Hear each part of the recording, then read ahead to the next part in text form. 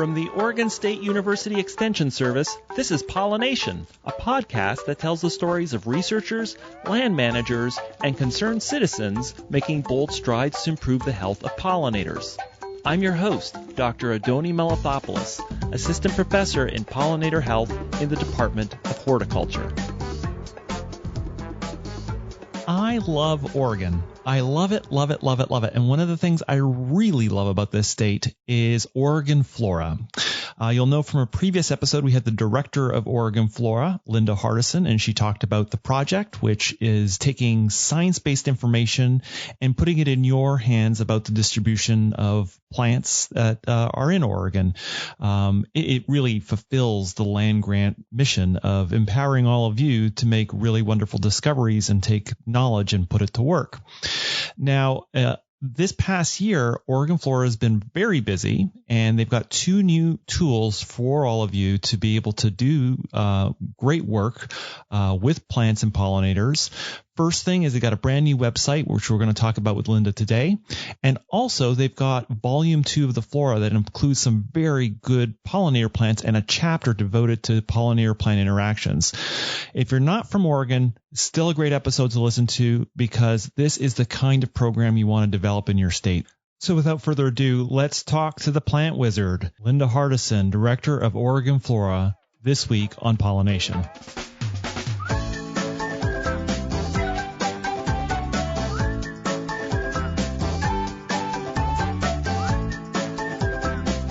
We're so glad, excited, thrilled to have Linda Hardison back on Pollination. Welcome back. Hi, thanks. It's great to be here. I'm so excited to have you back because there are two great new products from Oregon Flora that every pollinator enthusiast in Oregon is excited about. Namely, you've got the new website, but also volume 2 of Oregon Flora. So before we get into that, because that's what I want to cover in this episode, I think people want to know the details because it's coming down it's down the pipe in one case and coming down the pipe in the other. Just remind us briefly of Oregon Flora's mission and history. Oregon Flora is a program that's based at Oregon State University to gather and share information about the vascular plants of the state. So that's everything that includes grasses, ferns, little herbs, trees, shrubs.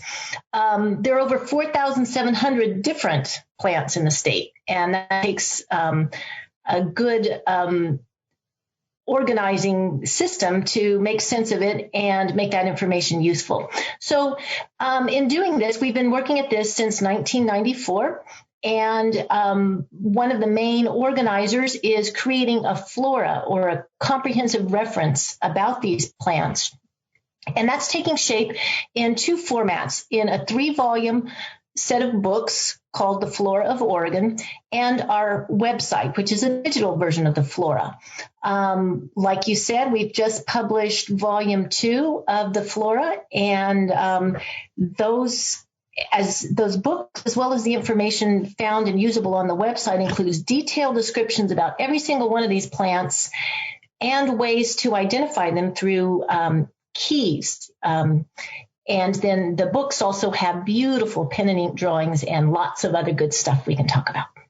Okay, fantastic. And I think we went into it a little bit more detail in the previous episode, so we'll make sure that it's linked because it's not an easy process of taking historic records, lining them up with contemporary names. And it's just this very complex process that you guys have worked out over the last few decades. So this is really impressive. Okay. But volume 2, so I heard you said it's released. The last I heard it was on its way, but it's actually, one can get a physical copy now? Almost. Okay. It's been such a great year, right? Anyway, that's created a few delays in the shipping, but volume 2 is published. It is printed. There it is. I can see it. Oh, it's so beautiful. And it is on its way to our publisher's house in Texas, and they anticipated arriving and being able to fill orders the first week of January. So that's just 2 weeks away. I'm so excited. I'm really looking forward to getting a copy. And I know for a number of reasons, can you tell us why this volume is a particular interest to pollinator enthusiasts. This volume, like all of our volumes have and will have, has introductory chapters that go into details about plants and ways that plants relate to things. And what's super exciting for your audience is that we have a very big chapter on plant-insect interactions. It focuses on pollinators and butterflies and their caterpillars and the food plants that both of these use and interact with. And it also has amazing appendices with all of the nuts and bolts and details in the back that are pretty comprehensive. It's really remarkable. I've had a chance to take a look at it, and it has you always hear about like, oh, here are the plants and here are the pollinators and here are the connections. But Andy Moldenke contributed, for example, to the bee section, and it, Andy hasn't written a lot of stuff. Like, he's done pieces, but here is kind of like years of his thought on studying the interconnection between bees and the plants, kind of condensed into that chapter. It's really amazing. So you mentioned Andy Moldenke. Andy is one of the authors. The other two co-authors are Jeffrey Miller, who's a butterfly and moth expert, and Dennis Albert, who's an ecologist.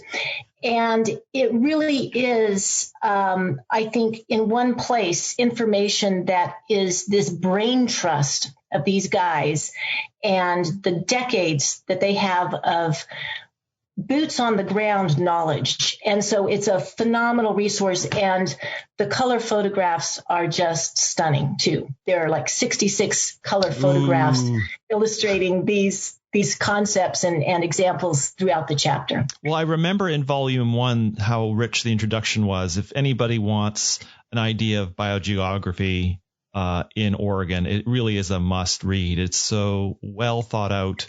And again, in that case, really drawing together years of kind of knowledge about the ecoregions of Oregon. Really wonderful. One thing, in keeping aligned with that work that we did in volume 1, as well as sort of the whole lens through which Oregon Flora views our data, is through an ecoregion lens. How does a plant fit into the landscape?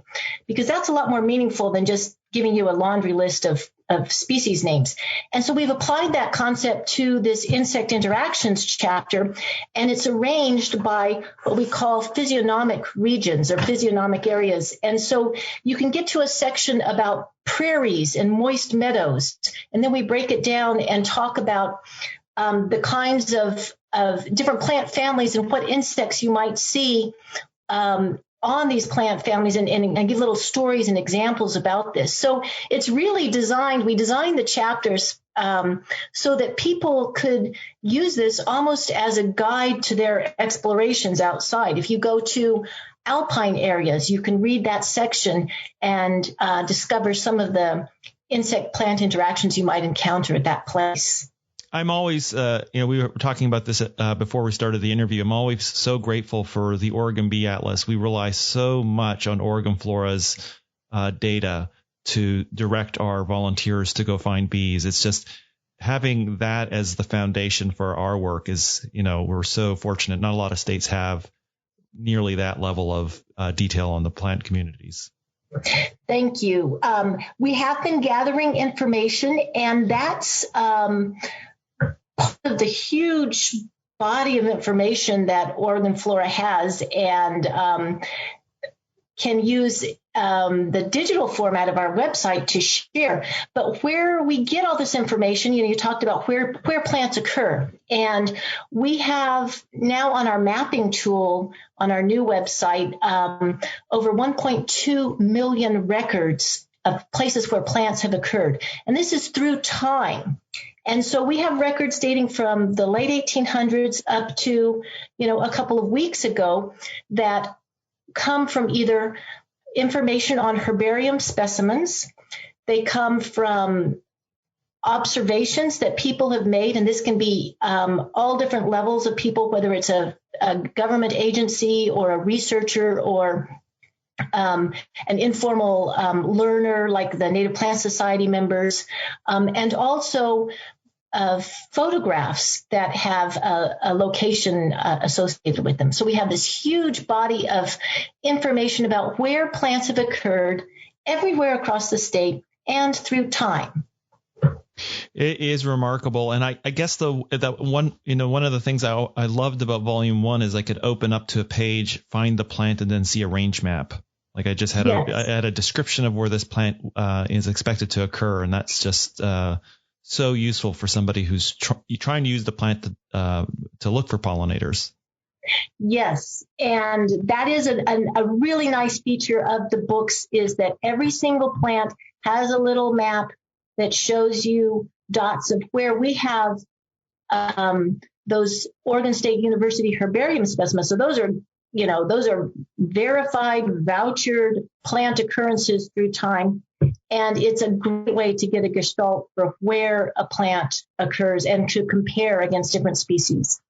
The one thing we haven't mentioned is what is in Volume 2. What plant families are covered? Volume 2 covers the first families of the dicots. So those are things, if you remember back to your basic botany, that have two little seed leaves and a lot of the broadleaves, forbs, and herbs. And so we do them alphabetically by family. So it's families Azoaceae through Fagaceae. So what does that mean? It's 1,668 different species or subspecies or varieties. And the big plant families in this one, there's some pretty heavy hitters. There is the sunflower family. There is the mustard family or Brassicaceae. The legumes, the Fabaceae, and the oaks, Fagaceae. The carrot family or parsley family, Apiaceae. So all of those, especially the comps, the Apiaceae, those I think are pretty important to pollinators. Absolutely, they are. And right on the front cover, it looks like there's a balsam root. You have a print of the front cover on your wall. That's awesome. We are so lucky to have the beautiful artwork of the late Bonnie Hall to grace our volume covers. And she was a very big supporter, and her husband has generously allowed us to use her prints for the books. And it really is special. They're lovely. They are. They're so wonderful. Well, let's take a quick break and then let's dive back in and talk about the website. Sounds good.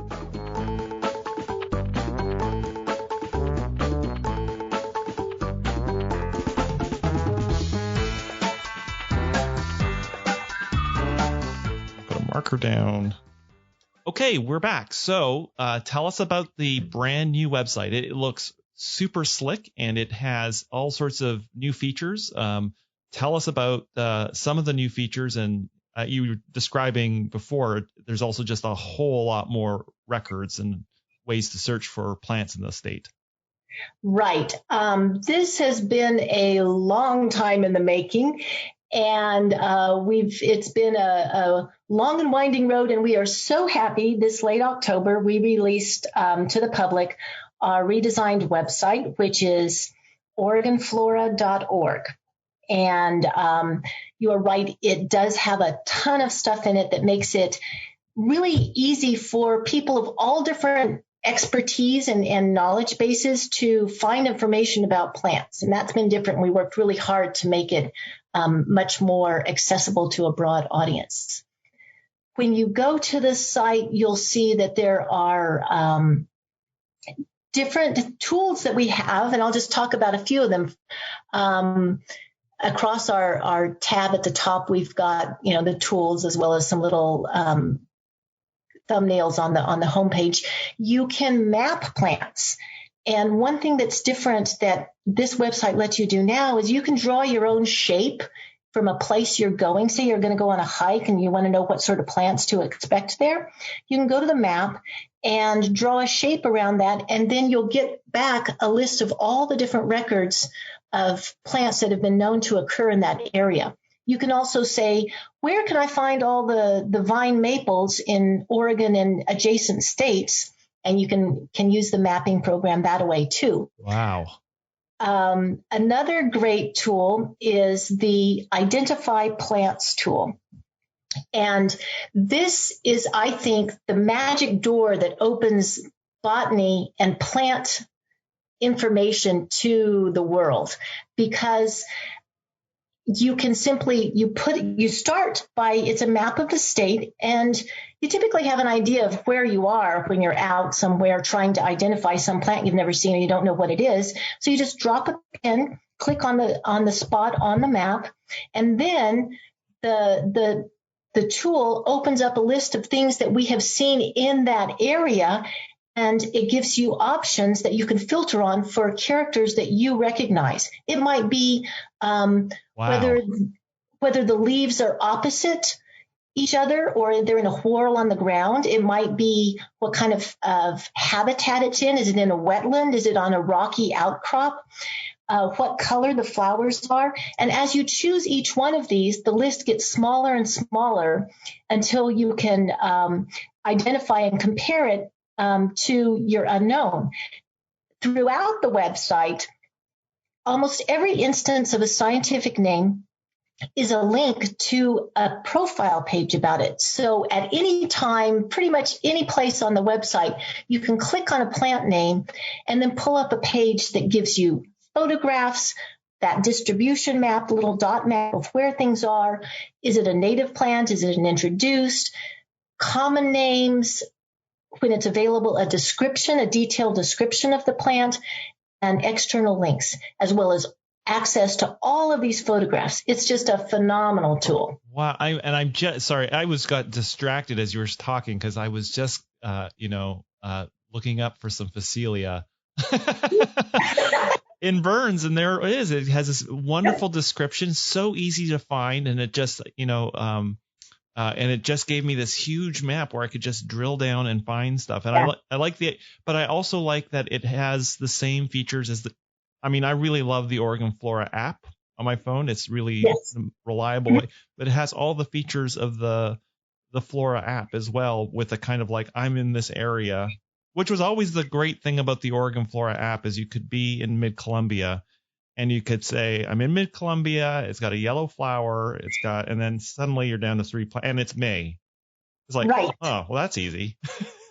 Right, exactly. And that's the beauty. But, now we're doing this for the entire flora, all 4,700 something plants. And it gets you so much closer than facing, dichotomous keys in black and white ink on pages that have 16 pages of choices to make with complicated vocabulary. And in no way do I mean to diminish the value of a flora and those kinds of keys, because those are critical when you want to get down to brass tacks and discern between very subtle differences. You must have something as precise as the flora. But this gets you super close, super fast. And the website, again, I keep pounding on it. It's a way that everybody can find out something about plants and spark their curiosity and satisfy their curiosity. Well, another feature of it, of the website that I really like is, you talked about this the last time you were in development, but you have the capacity now, if you're gardening, to be able to find the native plants. Tell us a little bit about that feature. Oh boy, that has been so fun. So a major tool that Oregon Flora produced is the Grow Natives section of our website. And this was done to share information about native plant species that are appropriate or useful for gardening and landscaping. And we currently have just over 200 different plants that fit this criterion. And the ones that you see on the website, these 200 something plants, are commercially available. So that's really important. And it functions when you go to the site. You can either get some preformed suggestions about plant combinations or plant palettes that would fit into a particular landscape, such as a rock garden or a rain and water garden. Or you can just look at the beautiful pictures and then select from characters, just like I was describing on the identify plant. You can choose from characters that are going to help you meet your garden or landscape objective. Like, I want something that will work in a well-drained area. So you can select that. And again, the list windows and you see your options. Oh my goodness. I'm just doing this. There's a pollinator garden option. Yes. And I'm just going through and I'm like, I am in the Willamette Valley and ease of growth. Well, it's me, so it's got to be easy.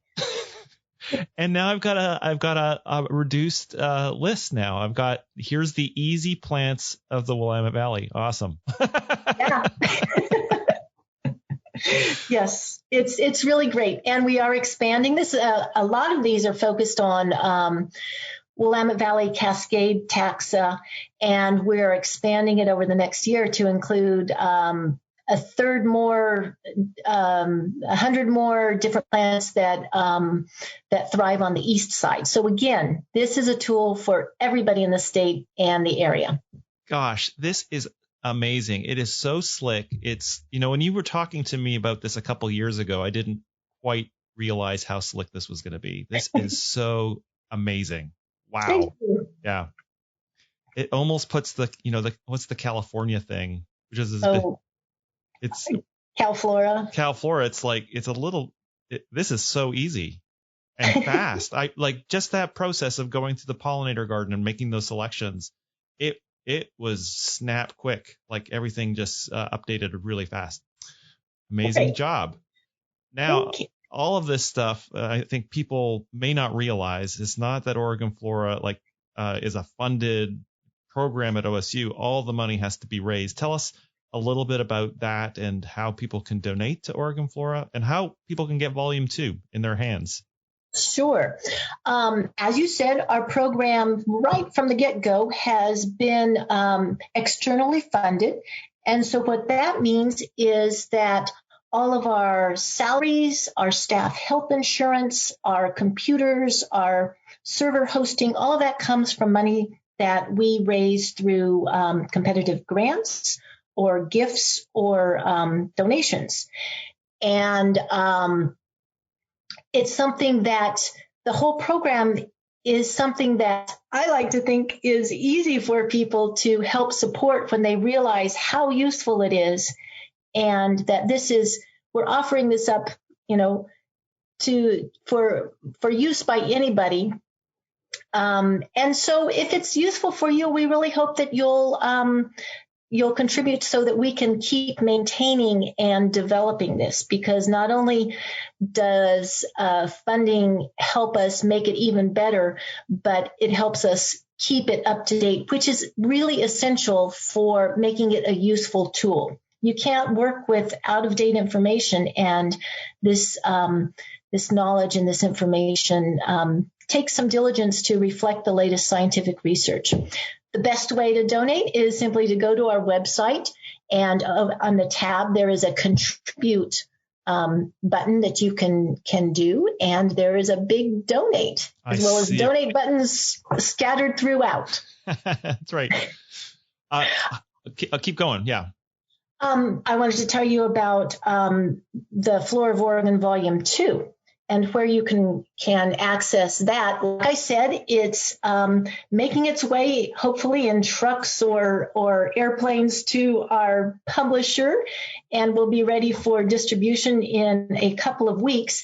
And what's easiest and best for us is if you order directly from the publisher. And you can do that on the website under that Contribute tab by going to the Oregon Flora store. And I'll just put in a pitch, as probably many of us have been aware of this year, especially these small businesses and individuals that really need the support of their community benefit when you order directly. And and work directly through these small businesses. And our publisher, Botanical Research Institute of Texas, is a small publisher that focuses on botanical works. And so ordering directly from them helps both that press stay functioning, and it also helps direct a little bit more of the royalties to our program. And it's so easy. You just go, I did it in 3 clicks. I went up to the contribute button and then Oregon Flora store and then purchase volume 2. And there I am. So easy. I love this website. Everything's easy. We aim to please.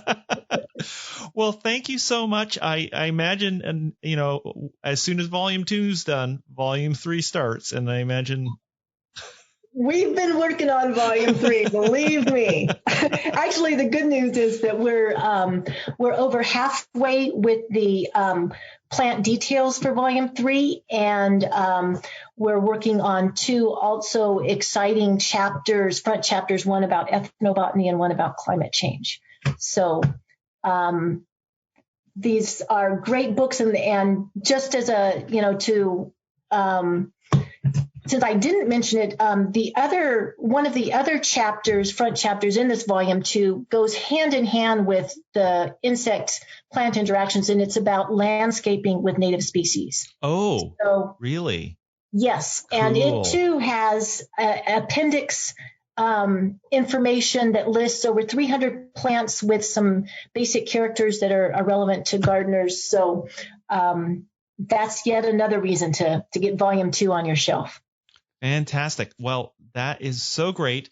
Congratulations. You've managed to turn 2020. It's become just a little bit brighter from all of everything that happened. So keep up the great work at Oregon Flora, and I look forward to catching up with you again when volume 3 comes out. Thanks so much, Andoni. Thank you so much for listening. The show is produced by Quinn Sin and Neal, who's a student here at OSU in the New Media Communications program, and the show wouldn't even be possible without the support of the Oregon Legislature, the Foundation for Food and Agricultural Research, and Western SARE. Show notes with links mentioned on each episode are available on the website, which is at pollinationpodcast.oregonstate.edu. I also love hearing from you, and there's several ways to connect with me. The first one is you can visit the website and leave an episode-specific comment. You can suggest a future guest or topic, or ask a question that could be featured in a future episode. But you can do the same things on Twitter, Instagram, or Facebook by visiting the Oregon Bee Project. Thanks so much for listening, and see you next week.